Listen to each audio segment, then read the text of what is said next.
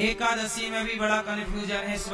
इस बार क्या हुआ ना कि दीपावली में ही कंफ्यूजन हो गया सबको कि दीपावली 20 अक्टूबर की है कि 21 की, तो 20 की मनाई। अब एकादशी जो यहाँ देव उठनी एकादशी आ रही है, वह एकादशी में भी बड़ा कंफ्यूजन है लोगों को कि 1 नवंबर की है कि 2 नवंबर की है। आप लोग कब मना रहे हैं? कब है? हैं? कब को है मेरी माँ? है बिहारी जी में और रंगनाथ जी में, श्री रंगम में। सनातनी जो भगवान के परम भक्त हैं, रंगनाथ भगवान की सेवा करने वाले भक्त, बिहारी जी की सेवा करने वाले भक्त बिहारी जी में और रंगनाथ जी में 1 तारीख की एकादशी मनाई जा रही है।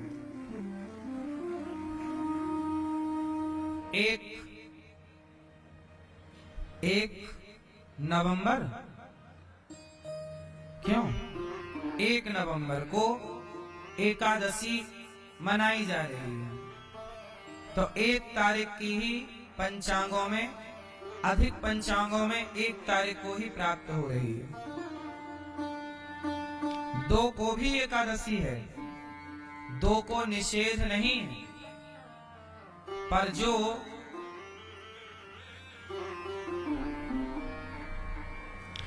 54 घटी की एकादशी है, वह एकादशी 1 तारीख को है, जिसका विचार किया जाता है कि किस घटी की एकादशी मनाएं। ये विद्वानों का विषय होता, फिर वो निष्कर्ष निकालते हैं। तो सबके अपने अपने मत हैं। हमारे सनातन में सबको अपना अपना मत रखने का अधिकार है। सब अपने अपने एक ही ईश्वर को मानते हैं, पर सब अपने अपने भाव से मानते हैं। तो इसलिए हमारे यहाँ तिथियां 2 पड़ जाती हैं कई बार। कैसे? एक तिथि की हानि हो जाती है। ये तिथियां जो घटती बढ़ती रहती है ना, इन्हीं तिथियों को घटा बढ़ा के 3 साल में एक अधिक मास हो जाता है, और उसी को कहते हैं पुरुषोत्तम मास। जैसे इंग्लिश में भी आपने देखा ना होगा, फरवरी 28 की होती है और जनवरी है ना 31 की होती है।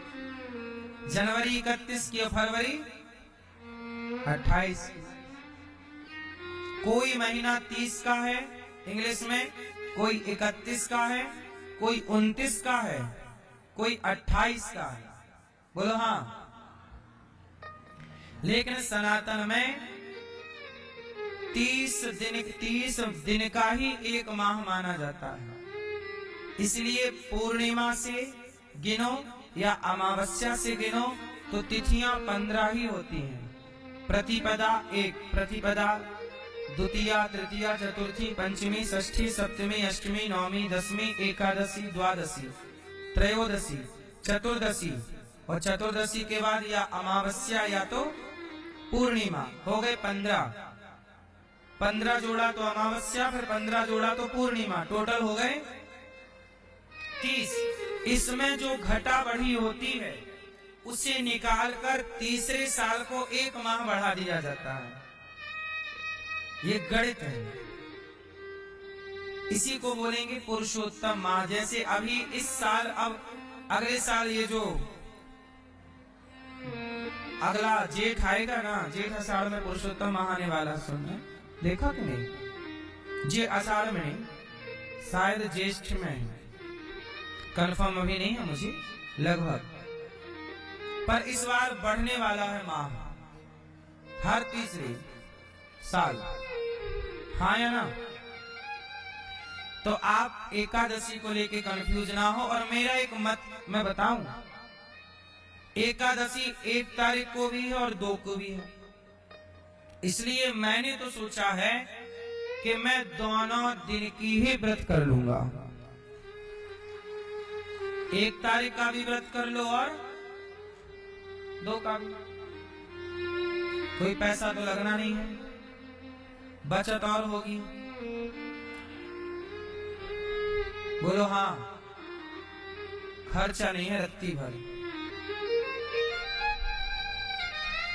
मैया बताओ, है खर्चा? अच्छा है, रोटियां बचेंगी नहीं। मैया को तो भात खाना रहता है इतना सारा।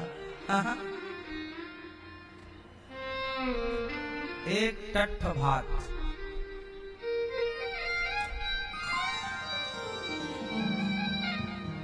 सच्चाई है ये कि हम सबको 1 तारीख को ही देवउठनी एकादशी मनानी चाहिए, परंतु यदि आपको सध सके तो 1 तारीख को और 2 तारीख को दोनों का मना लो। लेकिन मुख्य 99% जो है 99 नंबर वो 1 तारीख को दिए जा रहे हैं विद्वानों के द्वारा। बिहारी जी में भी 1 तारीख की है। सही है। तो भगवान की कृपा है, अक्षय नवमी ये कार्तिक माह चल रहा है, इसमें देवता उठते हैं, इसे देव उठनी एकादशी कहते हैं। हम एकादशी के दिन बताएंगे सब कथा।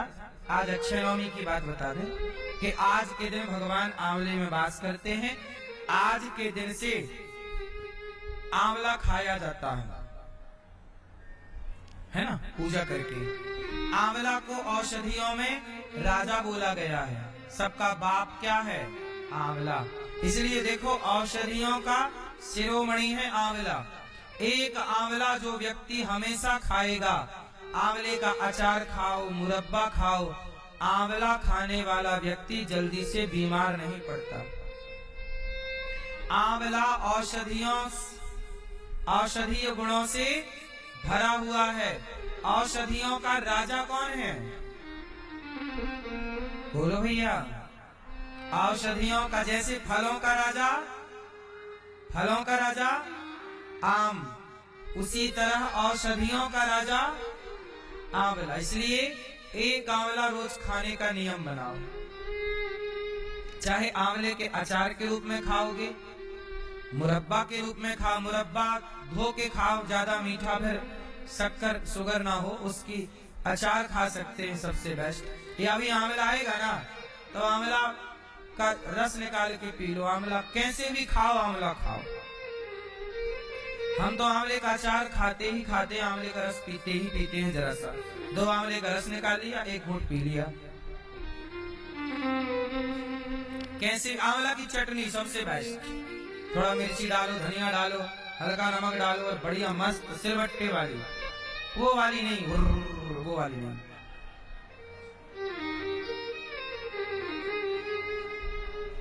सबसे बेस्ट। सही ना मेरी माँ? चटनी मस्त।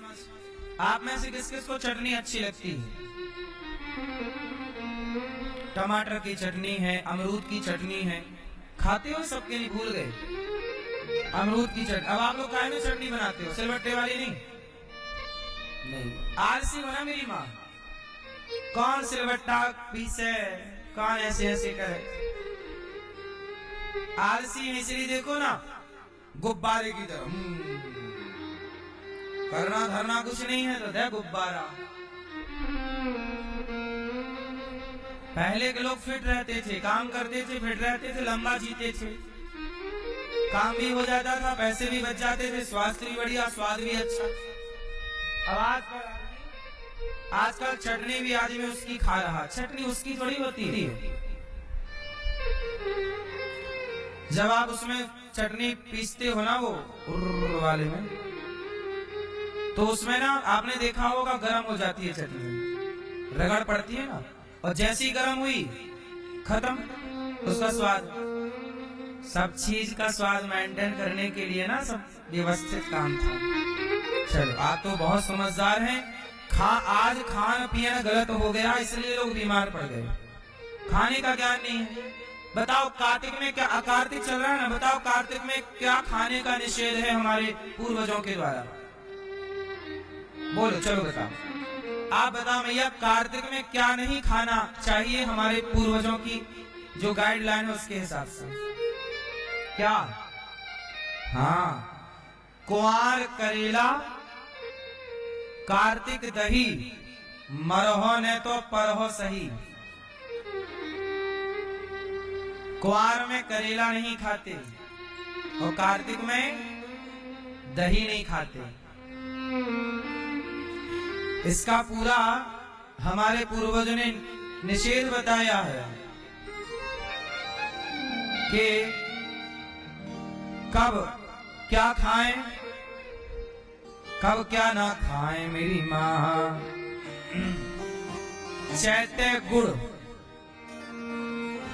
चैते गुड़ बैसाखे तेल, जेठे पथ अषाढ़े बेल।